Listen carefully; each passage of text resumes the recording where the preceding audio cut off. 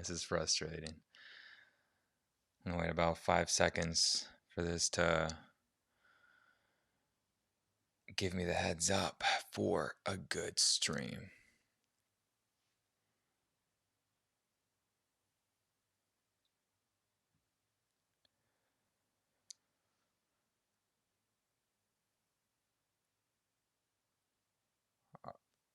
Welcome to a much needed CK podcast here on the Basketball Zone Cowbell Kingdom YouTube channel. The Kings once again played bad.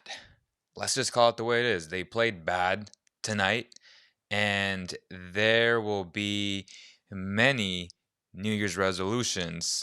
One of them is having a consistent rotation, players who actually work well together, and let's get rid of all these personal agendas. Yes, I'm talking about the front office, the coaching staff, and I'll get into that and what that really means. I'll also be taking phone calls. The number is inside the description box.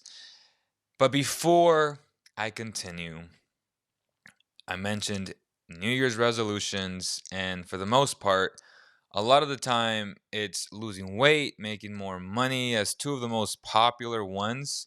Well, as you guys know, Climb Society Folsom is a very big sponsor for Cowbell Kingdom, and they are having the 2020 challenge. It's going to be phenomenal. It's going to start the 13th of January. You have to make 20 visits in the month of January leading up to February. So if you go 20 times within that 1 month span, you guys will be entered in a huge, very big giveaway with a partnership collaboration that they're doing with DexaFit. You're going to get cryotherapy and unlimited classes on the tower for $169 a month. That's right. Unlimited cryotherapy, unlimited classes for only $169 a month. Take advantage, y'all. Tell them that Cowbell Kingdom sent you guys. Let's continue to talk about the Kings. I'm going to take phone calls, and I'm going to allow you guys to voice your opinion. Now, caveat, disclaimer, if you call in, I'm going to listen to you. Even if there is a bunch of nonsense that comes out of your mouth, I am going to listen to you. I'm going to let you speak. And if you say silly things, I'm going to tear you apart. Because if you call in and I give you the platform to voice your opinion and you waste it by mixing in your emotions without pointing out facts, then I don't think that's a good thing. I think it's acceptable to tear you apart. That's what I'm going to do if you call in and you say a bunch of nonsense. Trust me. So that's the disclaimer. I do want to voice a couple of issues that I've seen with this team ever since Marvin Bagley and De'Aaron Fox came back. Now it's been 2 games for Fox. I was very open about why he didn't start tonight. I thought it was silly. It's very common for guys to get their position back if it's due to an injury, which is what it was. He didn't lose his position due to being outplayed by Corey Joseph. No disrespect to Corey Joseph, but we all know that he hasn't been killing it, especially offensively. One of the worst starting offensive players in the NBA, if not the worst, in my opinion. So that didn't make sense to me. But that's not my biggest issue. Going back to Marvin Bagley. And when Marvin Bagley returned, we understand that the Kings screwed up by not drafting Luka Doncic. Very obvious. The Phoenix Suns understand that they messed up. Very obvious. The Atlanta Hawks understand that they messed up. Very obvious. So let's pinpoint the facts. The Suns, the Kings, and the Hawks really screwed up by not drafting Luka Doncic. It is what it is. They have Aiden. They have Trae Young, and the Kings have Marvin Bagley. Now you have to work with what you have. Marvin Bagley is a Sacramento King. That's all good and dandy. How should you use Marvin Bagley? He injured his thumb in his offhand, his right thumb. He is left-handed. He came back, and it hasn't been seamless. He's had good moments. He's had bad moments. My job and my duty and my objective is to always be fair. He has had really good moments. There's no denying that. Are they game-changing moments? No. But they have been good moments. He's had bad moments, and those bad moments are usually defensively when he's not guarding someone one-on-one. It's off-ball defending where many players struggle. Many players struggle. It's not just Marvin Bagley. A lot of the players on the Kings get lost when they're off-ball. It happens. Not everyone can read the defenses. Not everyone has that really good feel for the game. Everyone doesn't have good defensive instincts, basketball IQ. This team struggles at times with that.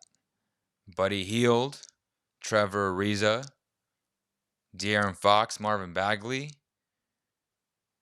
I can go, Corey Joseph, I can go on and on.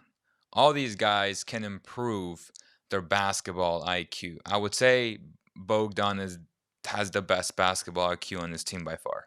He does. And he even makes mistakes. So basketball IQ, Marvin Bagley. Let me hit my point on Marvin Bagley real fast.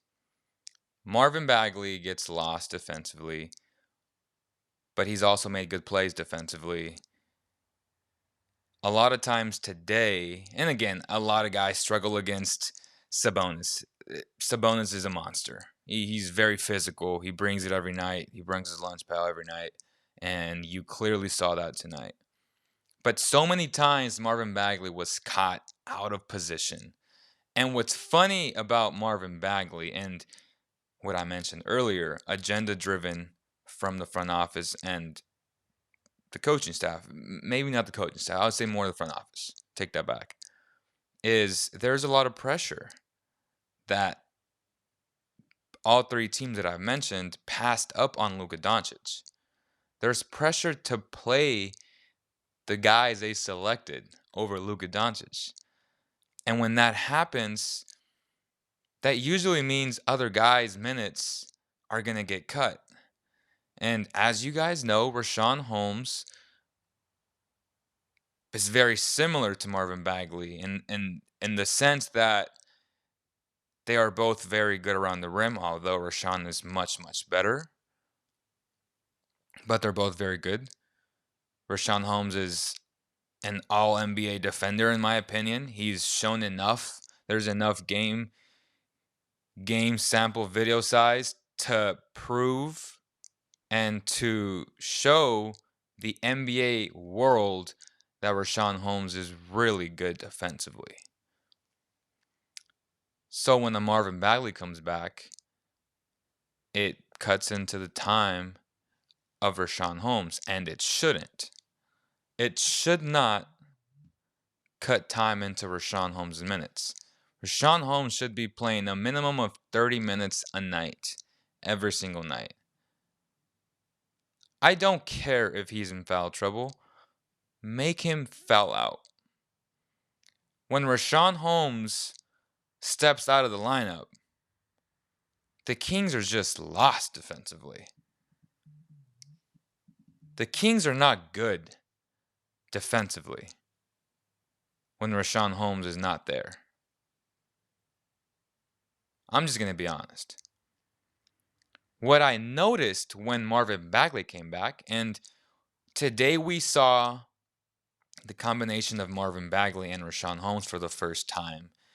Not enough for me to make a clear judgment, But we understand why the coaching staff may be skeptical of playing a Marvin Bagley and a Rashawn Holmes. One, because Marvin Bagley isn't a consistent shooter, although he's actually been pretty solid since he's came back. Overall, he's had some really bad shots, where he airballs, but as a whole, he's been solid. And it begs the question, can they play together? I think they can to a certain degree. But my biggest issue out of all this is how Luke has handled the return of Marvin Bagley. I understand that Luke is getting a lot of pressure from the front office to play him, but it shouldn't cut into the minutes of Rashawn Holmes. Trevor Ariza has gotten extended minutes since Marvin Bagley returned, which makes absolute zero sense to me. If Trevor Ariza, who is actually very smart defensively, I'll say that right now, very good defensively with its instincts, he sees the plays develop, but his body doesn't react to those movements. Again, Father Time never fails. No disrespect to him, but he is an older player who honestly shouldn't be playing more than 10 minutes a night, if that. He should not be playing more than 10 minutes a night, and there has been multiple nights where Trevor Ariza has played 25 to 30 minutes, which is ridiculous. If Trevor Ariza is going to miss a ton of shots, be 2 steps too slow defensively, again, he's had okay moments because he reads the plays, and I can't deny that. I see it in film. Like, he's very smart. He's always been smart. If the Kings had Ariza 4 years ago, I'd be like, man, Kings are solid. But he's not 4 years ago Ariza. He's the Ariza they have today. Like, you can't make this up. He has affected both Marvin and Rashawn in a bad way. I understand he has a great relationship with Luke Walton. This buddy thing needs to stop. That needs to be one of New Year's resolutions. Trevor Ariza should not be playing 25 to 30 minutes on any night. On any night. When you do have guys out, then you play your Justin Jameses, who has made the most out of his minutes every time he does go into a game. Tonight, against the Indiana Pacers, he had very good moments. He's very fast. He's twitchy out there. He plays hard. Yes, guys are going to overpower him. That's completely normal. Justin James, I'm not saying that he should be playing big-time minutes, but he should be playing.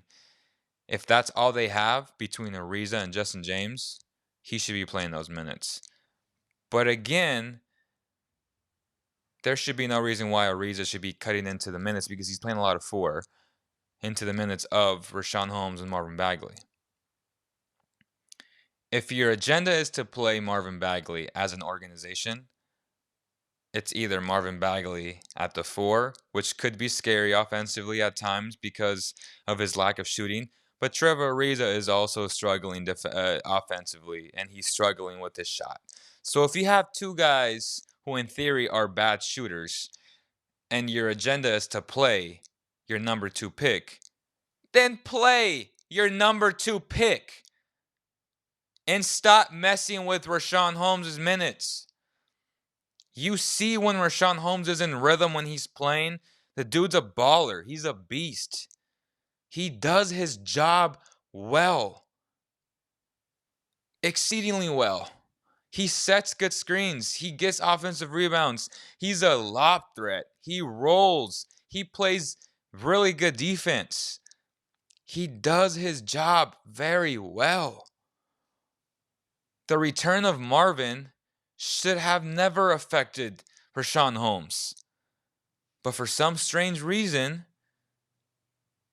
Luke Walton decided to play Ariza a ton of minutes since Marvin Bagley has returned. It shouldn't even affect Bielitsa, to be honest. It should be those three guys rotating with those minutes. I'm going to see Harrison Barnes at the 4. That's okay. But Trevor Ariza should not be playing 25 to 30 minutes a night. He should be playing 10 minutes max, if that. It's very frustrating. That's been my biggest frustration. Tonight, Holmes got extended minutes. You can say that. And you guys see what happens when he's in rhythm. The dude's a baller. You need him defensively to anchor that defense. Now I'm going to get to other things, like Buddy Hield struggling. Harrison Barnes has struggled.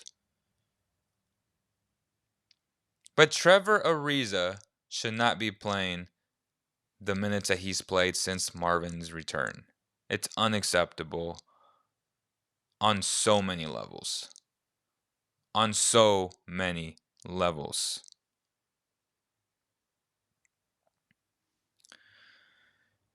No one's calling in, right? We have the number on there.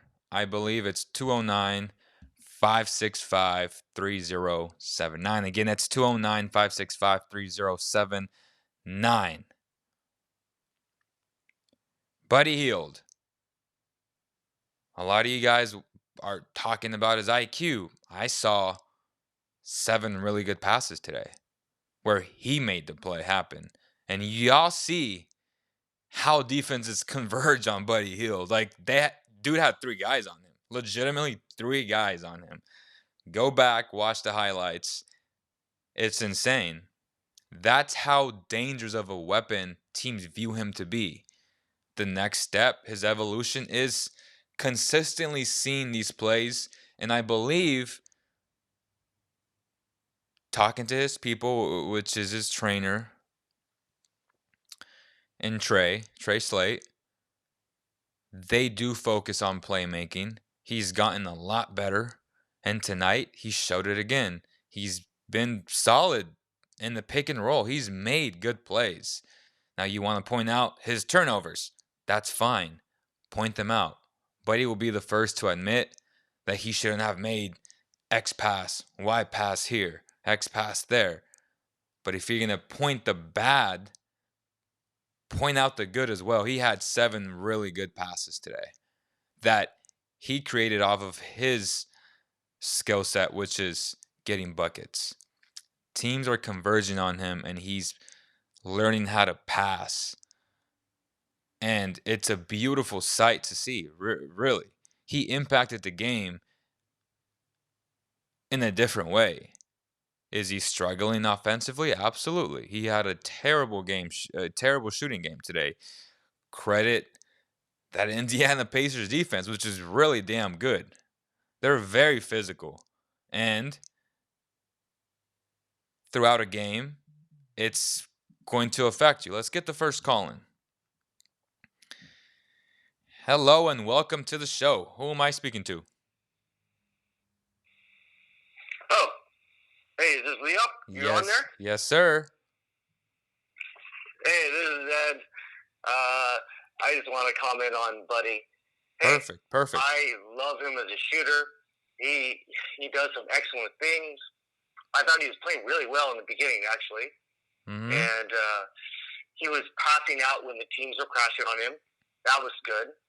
And he seemed like that his IQ was improving in the beginning of the first. But, you know, that when he was at the top of the half court and he made that one errant pass, and then he took that late shot in the first, you know, where I kind of felt like he could have just drove to the lane, kicked it out, or set up a big man, or, you know, got a better shot for him. But, you know, like, and he had a misassignment on defense. And, you know, like, I love him as a shooter, but oh my God, he just as a shooter or as a scorer? Because as a shooter or as a scorer? Because Buddy's a scorer now. He's not just a shooter. Oh yeah. Oh, sorry. I mean, yeah, he's a great scorer. I mean, right. there's no doubt about that. I mean, I see him as, you know, the Stephen Curry for the Sacramento Kings. No doubt about that. Right. And just I don't really like him having the ball in his hands too much. I would like to have the point guard, either Fox or somebody that has better handles than he does, and just simply just his decision making. Because if you could just get him a spot up shot, oh God, I'll take that any day. Yeah, hell yeah. Right. And just him coming off pick and rolls or some way to get him where he just all he has to do is just score. Yeah. Absolutely. That's And the best maybe role for him for sure. if the Kings went to a faster pace, would be better for Buddy too. Because if we remember right, when the Kings were going really fast, hey, God, he was putting up numbers. Yeah. And he still puts up numbers, but maybe would open up his game a little bit more, and so teams could not focus on him when they're in the half court sets. What do you think? Absolutely. But would you admit that not having De'Aaron Fox for the past 17 games and having a Corey Joseph who is god awful offensively has really hurt the type of shots Buddy has shot and the type of role that the Kings have forced him into? Would you say that's fair? Oh yeah, yeah, definitely, yeah. Well, he had to pick up his game because two of your key players are out. Yeah. So what if you were an opponent? Who would you focus on?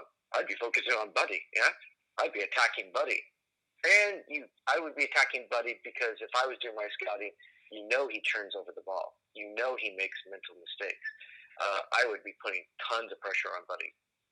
And would you admit that the defense, even though De'Aaron Fox and Marvin Bagley are both back, defenses are still attacking Buddy, double teaming him, throwing doubles at him because he's Yeah. such a great shooter. Would you admit to that?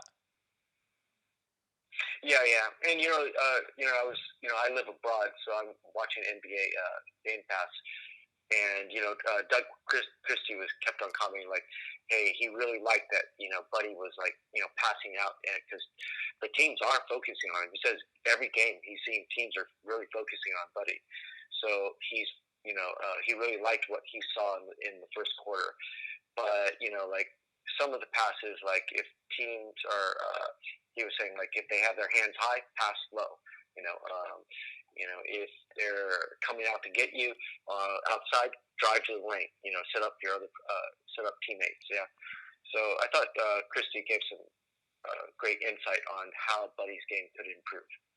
Right, and that's what I'm trying to get to where we can all talk about his mistakes, but if we want to be fair, we also have to talk about all the great things he does. And by the fact and just by him being out there, you command so much attention, and that attention opens up everyone else's game. And even today, on that play, on that pick and roll to Rashawn Holmes, there were legitimately three guys that collapsed on Buddy Hield, and Buddy was smart enough to see that as it happened.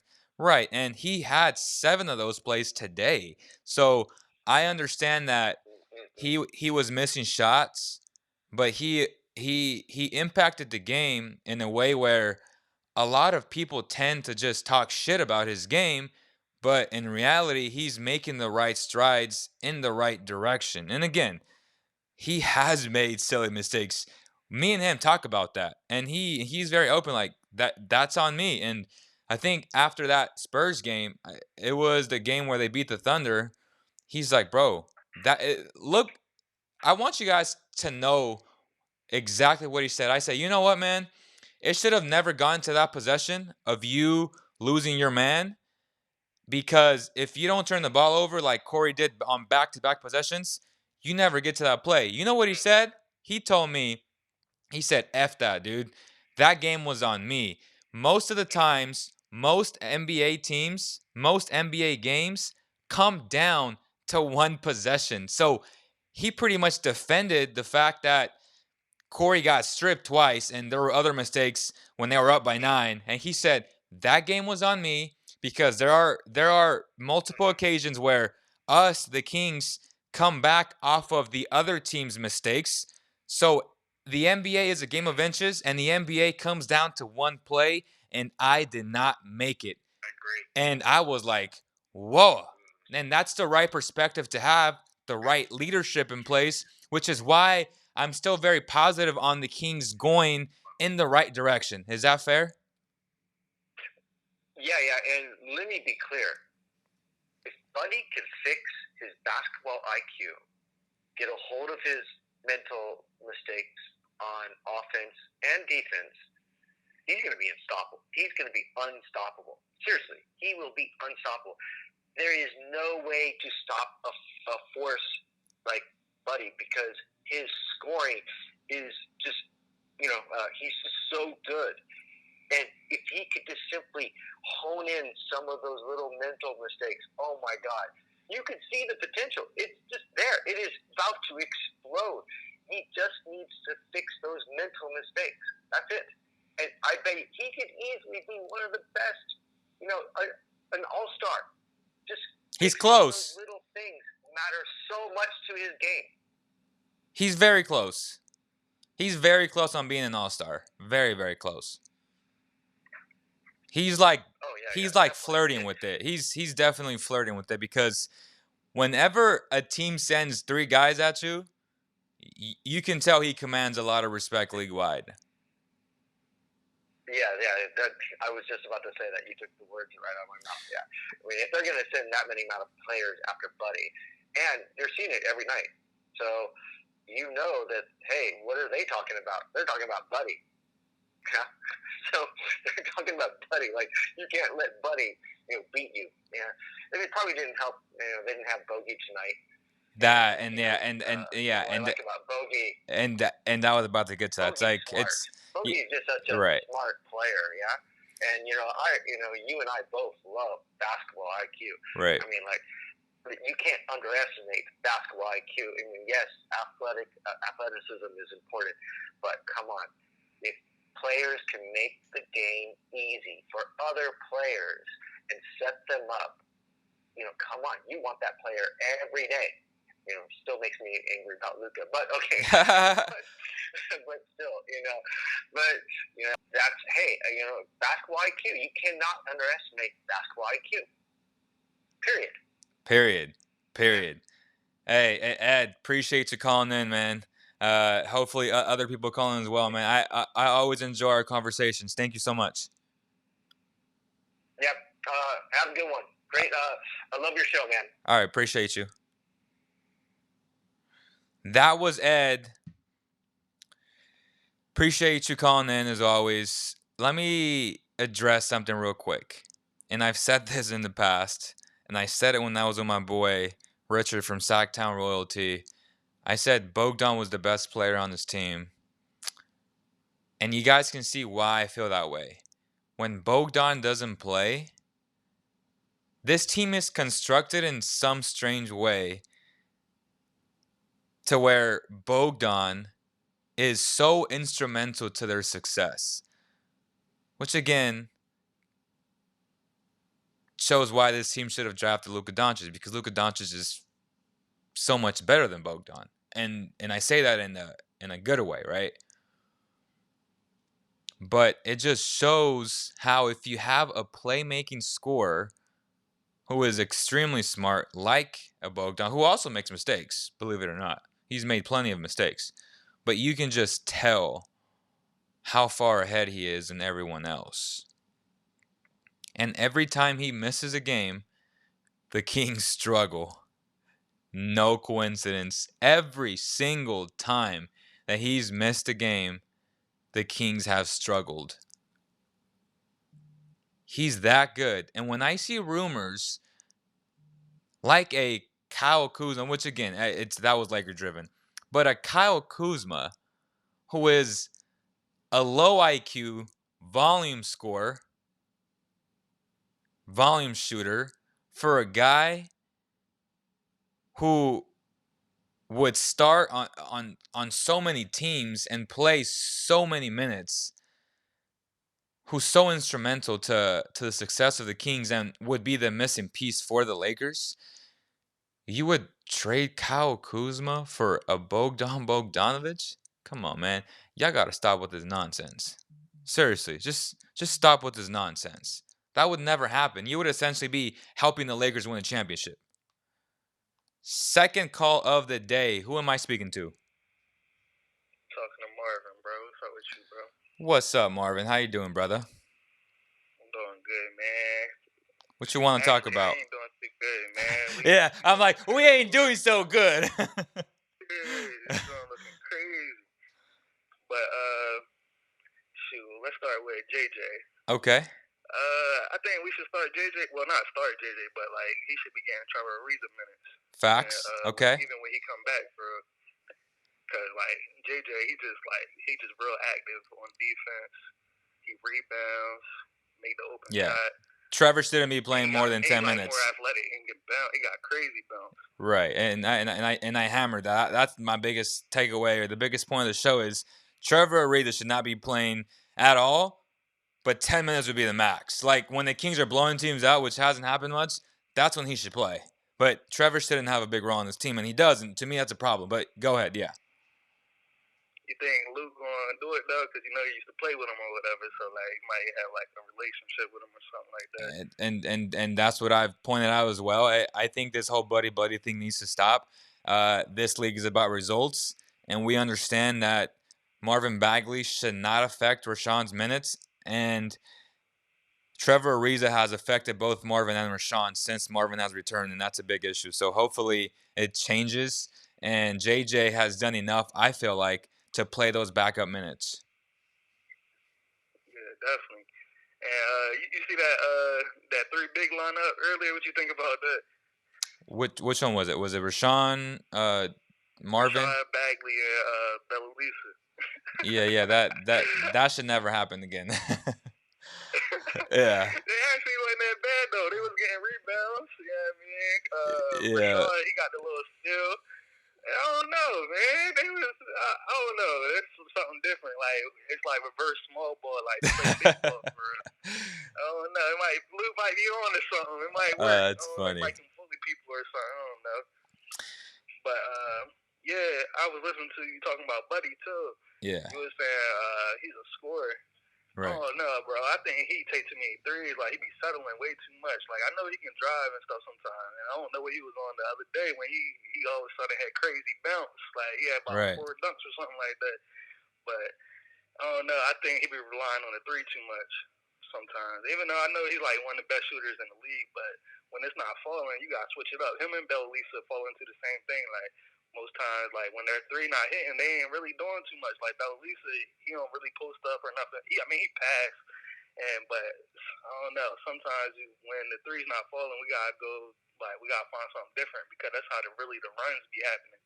Like they be going on runs we be missing. So like I don't know, maybe Marvin Bagley get a little 2 here, 2 there, like to slow down the run or something. Like we gotta figure it out because we got a lot of talent. Like we talented for real. It's just not coming together right now. So would you say this assessment is fair? So you claim that Buddy and Bjelica both fall under the same thing of shooting too much, but would you agree that both have been solid playmakers for others because they're such good shooters? I feel like Bellulisa, he's a better playmaker than Buddy is. Okay. Like, as far as from the floor, but I mean, for real, I think we should like do Buddy the way Golden State was doing Clay, like how they would run him off screens and stuff like that. I don't really feel like Buddy should be like handling the ball too much. Like, I mean, he can handle it sometimes, but the reason why he's handled it a lot is because Fox has been out. And anytime you have one of the worst offensive players in Corey Joseph, no disrespect to the man, but the guy is terrible offensively, that usually happens because now guys are just sagging off of Corey, daring him to shoot. And I've always said this. Shout out to Corey though. He's been making a couple threes lately, and he's doing better. Good, yeah. And that's the thing. I've always said this. I said Corey Joseph, I don't care if he misses. He needs to keep the defense honest by shooting the ball. And I've always said this. A lot of people complain that Buddy shoots too much, and that's fair criticism. But I'd rather have a guy who shoots too much than a guy who hurts the team by not taking that shot. And in so many instances, Corey Joseph has really hurt the Kings by not shooting Why? I mean, this dude is wide open. Guys are falling under the screen saying shoot the ball, and he doesn't shoot it. He wastes way too much time on the shot clock, and then when the shot clock's like at 5 seconds, he gives it to Buddy or to Bogey, and then they take a contested shot, which then fans are like, well, why is Buddy and Bogey taking tough shots? Well, you didn't see the first 19 seconds of just dribble, dribble, dribble, dribble, dribble. Is that fair? Yeah, that's fair. And that happens a lot. Like that's happened. Why don't Bogey play put to the point? Like, cause him and JJ for real, cause JJ a point too, so like they can really like rotate and like switch off for bringing it up and stuff like that. And that's when the Kings are the best, or at their best when Bogey's playing the point. But again, injuries, not having. Let's be honest, Bogey's been on one leg almost all season long. You know, he's been hampered with injuries, and that's a major reason why we've seen a lot of Kojo in there. And it's unfortunate, but this team has faced a ton of adversity with so many injuries to three very important pieces to this team. And that's a major reason why you've seen so much of Kojo, why you've seen so much ball handling duties to Buddy Hield when that's not his job. But if the team requires you and they ask you to do it as a basketball player, you know, us hoopers, we know, like, if you ask me to do something, I'm probably going to do it because as a competitor, we're not going to say no to the challenge, right? Even though that may not be the best skill set in our arsenal, but at the same time, Buddy's been asked to do it because the team has been so depleted with so many injuries. Yeah, but when did this like the struggle start though? Like I feel like it's been like the last 3 games, so it was like before when Bagley and Fox weren't there. I feel like he was doing pretty good for real. Like, are you talking about Buddy? Yeah, I'm saying like I wasn't complaining about him like before. It's just been recently. Like I'm just saying my only problem with is not handling the ball and stuff like that. Like he can handle the ball, but it's the like just taking threes, like relying on the threes. Like I know you a shooter, but you gotta go to the foul line. Like you gotta do something, like because the three's not always gonna fall. And when they're not falling, it's gotta be another way. But the whole time, our defense has been looking bad too, though. So, because anytime the team was like almost at 70 points at halftime, like you can't win like that. It's not winning basketball right there. All right, Marvin. Right, bro. Hey, I always appreciate you calling in, my man. No doubt, bro. All right, take it easy and appreciate the support. No doubt. That was a 4-4-3. Shout out to Marvin. Always a pleasure talking to Marvin. Like I said, I'm listening to you guys. There's certain things that I have to point out. Again, role optimization. How is player X being used? Why is he being used in that fashion? You must ask yourselves that every single time. Malcolm Brogdon, right? A lot of people feel like, oh, well, he's an okay player in the role that he was in, but in reality, in the playoffs, he showed why he was 10 times better than Eric Bledsoe, but yet they found a way to screw that up and let him go. And now in the bigger role, the dude is just flourishing with Indiana. Malcolm has been very good since he's gotten into the league. Rookie of the year, super, super high IQ player. You can tell by watching him play. Very good defensively. Indiana found a way to swipe him away, and they found themselves a very, very good basketball player who was playing at an all-star level this year for the Indiana Pacers. It just depends on how you scout a player, what role that player is in. And then you have teams, bad teams, who put players in bad situations, players who don't have the right skill set to play the role that they're asked. But because of injuries, again, Buddy to me has improved so much as a playmaker. And he proved it again tonight. Yes, you can pinpoint 2 turnovers, but are you going to pinpoint the 5, 6, 7 passes that he had? I don't know what he finished with. I think it was 6 assists or 7 assists, but Those are all high IQ basketball plays that he made. But he has those mental lapses like most players do on this team. So again, if you're going to criticize that part, also praise the other good part. Be fair about things. He helps you much more than he hurts you. Buddy Hield helps you much more than he hurts you. Make no mistake about it. Make no mistake about it.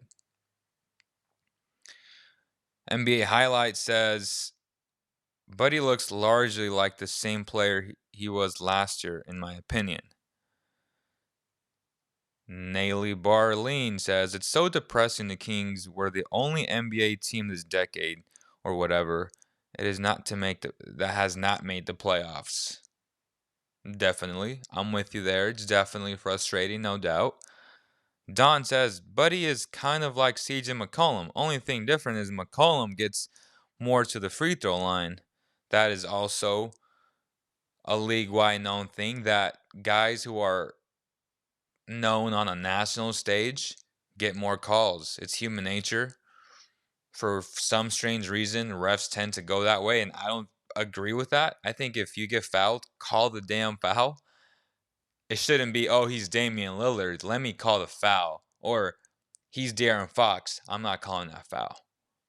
If it's a foul, call the damn foul. That's simple. Call the damn foul. I've kind of joked about this with a lot of my friends, but it won't be long until we see robots out there, artificial intelligence, making consistent calls at the 1 minute mark of the first quarter and the exact same call at the 1 minute mark of the fourth quarter or at the 20-second mark of the fourth quarter. We have a lot of interpretations as human beings. It's human nature to maybe call that in the first quarter, but then, well, you can't call that in the fourth. I would rather have more consistency than what we've seen from these referees because the Kings have been cost a lot of games, unfortunately, because of bad refereeing. Artificial intelligence is real, and it's going to affect so many things in so many people's lives, and it's going to affect sports in a lot of ways. Now, that's a whole separate conversation that I'm going to leave to experts who are very, very educated on artificial intelligence. I'm thinking of Jack Crawford from Impact Venture Capital. We can talk about potentially what it means to the NBA and what we're going to see in the next 10 years. It's going to be very exciting. I don't even want to briefly talk about the things I've talked about with Jack and how AI can really affect basketball and football and all the great sports that we have on this planet. But it's coming, and it's not that far away. I'm telling you guys, it's not that far away. Edward says, you can see the talent on the Kings. It's just getting the chemistry to work together and have everyone buy in their roles, no doubt. Purple Talk says, why do they still use an umpire then if they can use computers to show the strike in the batter's box? It will happen in MLB first. I agree, Purple Talk. That's a very fascinating point. It's going to happen one way or another. I'm telling y'all. Just like they said, soccer would never have instant replay, right? Because that takes away from the creative part of soccer. Oh, guess what? We have instant replay on all levels of soccer now, in every league, World Cups, and somehow they have managed to fuck that up too. Like when something is so definitive on replay and yet you call the complete opposite, that's insane. But it was implemented for moments like, did the ball cross the line? Is it a goal or not? Excuse my French, but humans have managed to screw that up as well. But I still rather have it because in critical moments where the ball bounces up the pole and it may cross, the ball has to cross completely for it to be a goal. And I forget, it was the 2006 World Cup where the U.S. had a goal taken away because the ball crossed, but back then we didn't have instant replay, and now we do. So for moments like that, it's critical. Now, a penalty and how a guy throws himself on the floor, that will always be dictated to how or who is looking at the play, because we all have our own interpretations of a foul. That's in basketball, soccer, football, every sport, right? There are certain ways that we interpret a play, a rule. Now with artificial intelligence, it's going to interpret it in black. It's going to be black and white. So if you fall under that grade, it's going to be called or it's not going to be called, which I think from a consistency standpoint is the way to go. Now, Purple Talk, you said you were going to call in. I think I've made very fair points about Buddy, and you talked about some stuff on Instagram, and I said, well, bring it. Call in. The number is right there. It's 209-565-3079. Again, shout out to Climb Society Folsom. If you have New Year's resolutions, they are doing unlimited crowd therapy, unlimited classes for $169 for the month. So take advantage. We'll have more details. Visit climbsocietyfolsom.com for more information. Also, shout out to Gotta Smile. If you haven't used your FSA benefits, use them before December 31st. A lot of you guys know what FSA is. It's your health benefits. Go use them before they expire. They will expire on December 31st. Gotta Smile is the best dental office in Stockton, California. Tell them that Cowbell Kingdom sent you guys. Huge shout out to them. They've been amazing sponsors. My guy Carlos, big time Kings fan. Make sure to visit them and visit gottasmile.net for more information. Do you think the Kings will make any trades, or are we going to stick with this group and try to get everything together? Iggy will not come to the Kings. He wants to go to the contender. Yes, the Kings should try to make a trade for that backup wing position. As much as I like Justin James, I don't think he's ready to affect the game on a consistent basis. Trevor Ariza is definitely not an answer. He shouldn't even be playing. So for now, Justin James should be playing. But if they can somehow find a wing who is very good defensively without giving up much, then I would do that. But it's very difficult to find that because everyone's looking for that. So that's what I would want to clean up and address before the NBA trade deadline. A defensive wing who can come in for backup minutes. And no, not Iman Shumpert. Please, God, no. That would be terrible. I have to think about exactly who. I can't really think about someone or formulate a trade because I wasn't prepared for, NBA trade machine today. But that's the position that I would address, the backup wing. That can be a 2-3, 2-3-4 versatility. So can they address that without giving up Bogey? We'll see. We'll see.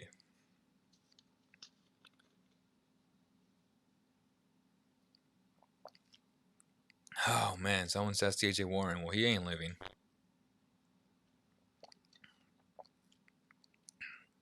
Purple Talk says, you really don't think Bogey should at least have one game where he starts at the shooting guard while Belly is in still the starting lineup?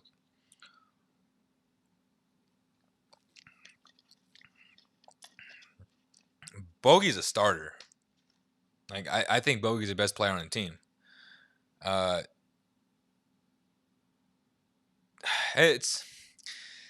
Let me retract that, contextually speaking. De'Aaron Fox is the best player on the team. He's the most talented. But Bogey is the most important. And you guys have seen why he's so important, because his ability to play make and to score and to shoot offensively is so instrumental to their success.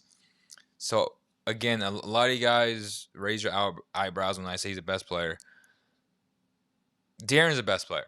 Like, De'Aaron's the most talented player, but Bogey is just so important to this team that if they trade him away, they better be getting something really good. And it's hard to believe that they're going to get anything in return if they do give him up.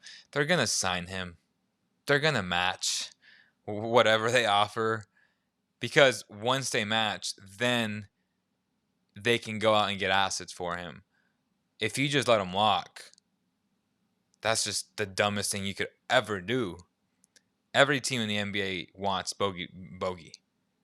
He's that good, and he fits in any role. He doesn't even start, and he doesn't complain. So, and he's such a good player.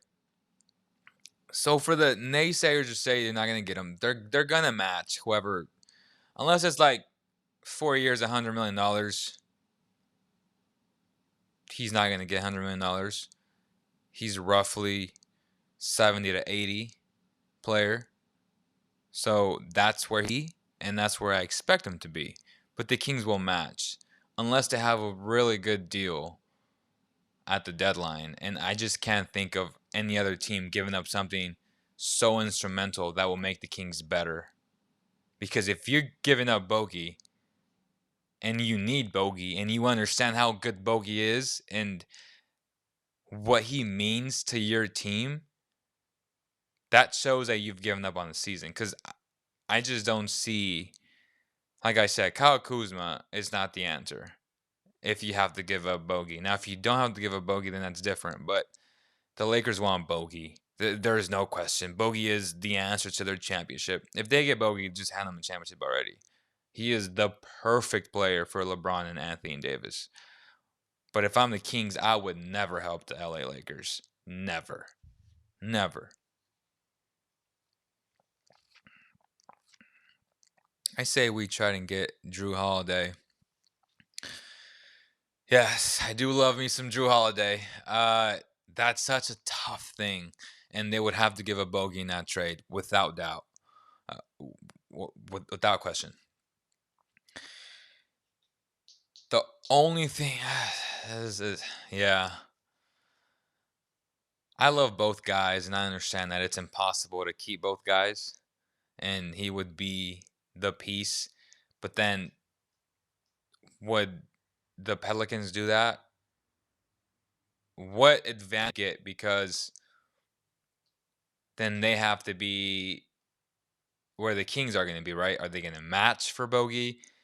They have to match for Brandon Ingram, who's played out of his mind this season. So, do they want to extend both guys and match whatever offer both of those guys get? Because next year there are going to be a lot of teams with a lot of cap space. That's where you kind of have to ask yourself, like, are the Pelicans willing to do that? You know, the whole we're going to ask for a lot nonsense. If Bogey's on the table, maybe a pick attached to it, it could happen. But I'm just trying to find a reason to believe that the Pelicans would make that deal. Like, why would they make that deal when Drew's on? Drew is, he's not on an expiring deal, is he?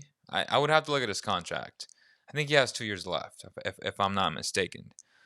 I live abroad and sometimes listen to the opponent's commentators. I love listening to opponent's commentators. Some guys are just so stupid, and some guys are really good. They absolutely rave about Bogey. Every team, yeah. Bogey's just such a stud. Bogey is just such a stud. I heard Bogey and Deadman and the second round for Holiday and Hart. Oh, that is, man. If I don't have to give up the first round pick, I would. All right. All right. I would make that deal. If Deadman and Bogey for Drew Holiday and Josh Hart, straight up. If you got to add a reason to that to make contracts work, which I don't know what the contracts are, without having to give up a first round pick, I would do it. Hate to say it, man, because I love Bogey. Like that's my boy. But if I can get Drew Holiday and Josh Hart for Bogey, essentially, because you're not losing much with Dedman. You're not losing anything with Dedman. No disrespect to Dedman. Then I would make that trade. I would make that trade. Josh Hart and Drew for essentially Bogey. And whatever salaries the Kings need to make it work. I would be skeptical about giving up the first. I would really be skeptical about giving up the first because you never know. And in the upcoming draft, this upcoming draft is going to be nice. So if you don't make the playoffs and you give up the first, you're going to be, 13, 14, 12, from 10 to 15? That's a good player. That's an asset. And that's what the Pelicans want. So I completely get it. I would ask for it if I'm the Pelicans. It's just tough. But I wouldn't do it if it came down to the first round pick. Maybe I would do a 2022 pick, but not next year's pick. Do you think Drew has the same basketball IQ as Bogey? I would say Bogey is a little bit better in that aspect, but Drew Holiday is one of the best defenders in the NBA, without question. If you ask 30 GMs, Drew Holiday is in the top 5 discussion. He's that good. He's that elite. Not Corey Joseph, who's good. No. Drew Holiday is elite defensively. Elite. Josh Hart is a very good defender. I would say he's Kojo level defender, which is good. But Josh Hart's going to hit a shot, and I would love that. So Josh Hart and Drew, that'd be very nice for this team. That would put him over the top in terms of making the playoffs. That would definitely put him over the top. No doubt. Purple Talk says, Marvin, the last caller, hit it up on the money with using Buddy just like Clay running off of screens, but I do the same with him 6-man to make it lethal. Okay, so have you not listened to what I've said? He's been used in that way because this team has been so depleted. Bogey has been on one leg nearly the entire season. They've missed De'Aaron for 17, 18, I don't know how many games, 17, 18 games. And Kojo's just not very good. So what's the next option? Player optimization. I talk about this a lot. You have asked Buddy to be very good defensively. You've asked him to bring up the ball, to play make for others. His best attribute is shooting the ball and scoring the basketball.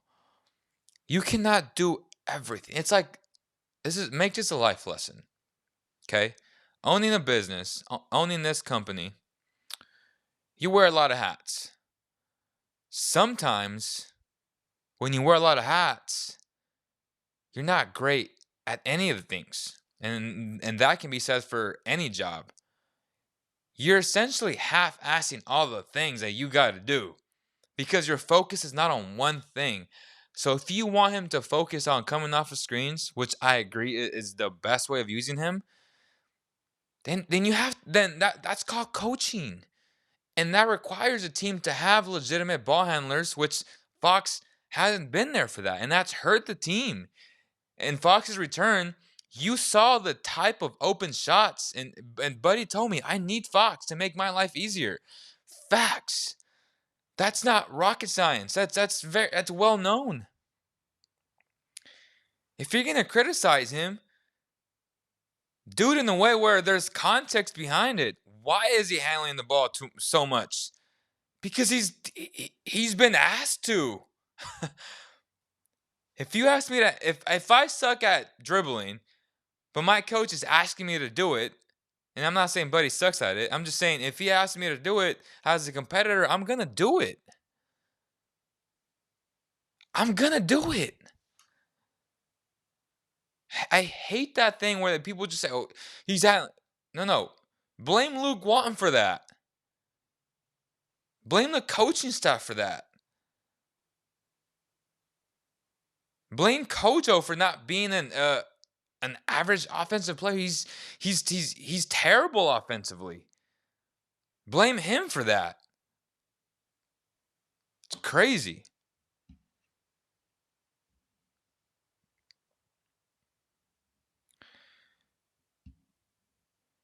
I like the Kings pushed the ball like they did last year, especially with Fox and Bagley back. Legacy Wedding Entertainment says, I miss our fast-paced offense. I want more of that. That's where Fox thrives. Agreed, but they've kind of already committed to playing the half-court offense, learning the half-court offense, preparing for the future when the games get tight. You got to know where to get a bucket because teams can take away transition, and that's very true. So they're committing to this long-term plan, and there's going to be ups and downs with that. There's going to be learning curves. There's growing pains like anything else. So that answers that question.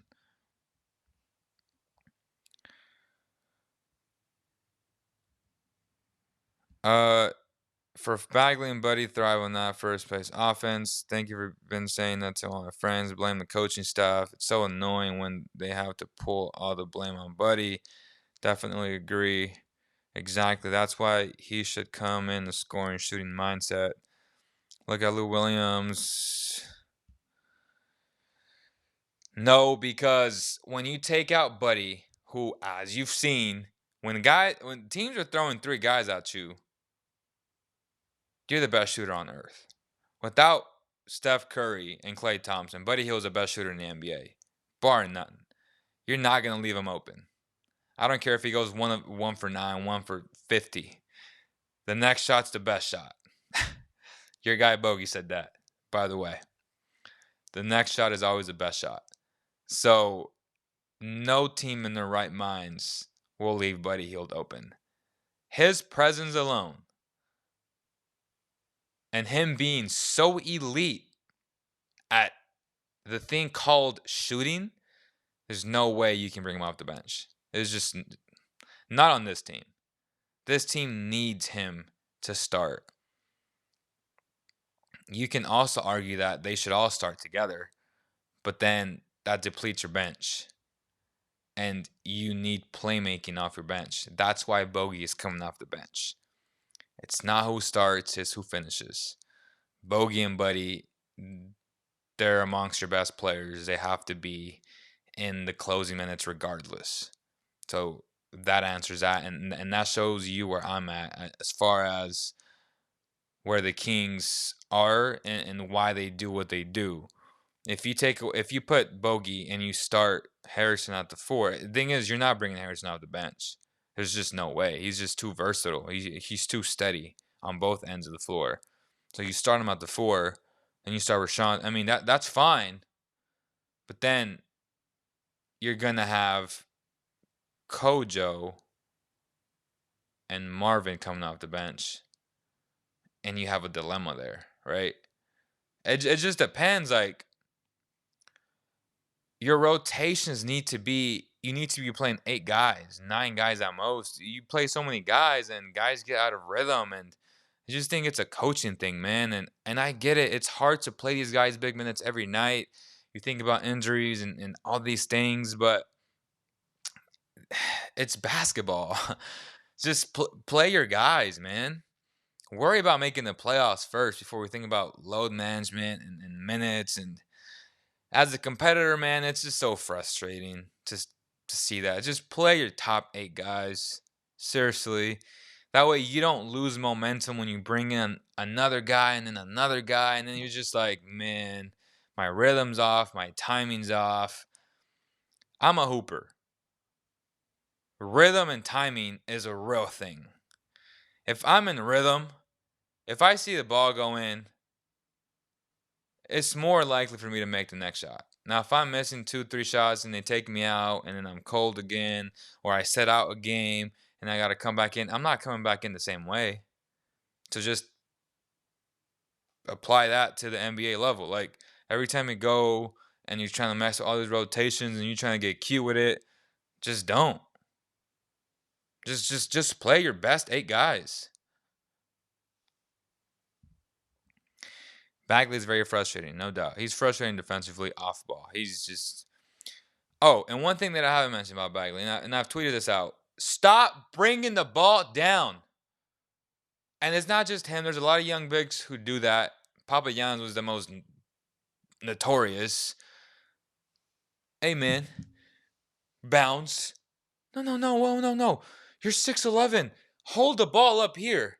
Like, hold the ball up here. Flex on them. Tomahawk that. Rashawn Holmes does it so well. He never bounces the ball. He keeps the ball up high. That's what smart bigs do. You bring the ball down. There's a chance that a guard swipes at it, turnover. It's happened so often, too often for Marvin since he's returned. Just a bad habit. Bad habit. Stop it. Stop doing that. Stop it. Man, that's frustrating to watch. All I'm saying is I love Bogey. Don't get me wrong. I absolutely would be sad to see Bogey go. But if we can pull off the trade Bogey Demon and Ariza for Drew Holiday and Josh Hart, I say we do it. Facts. Would you trade the package around Bogey for DeRozan Aldridge? No. Hell no. I'm not even going to talk about that. You want to bring in a high volume mid range shooter to this basketball team? No.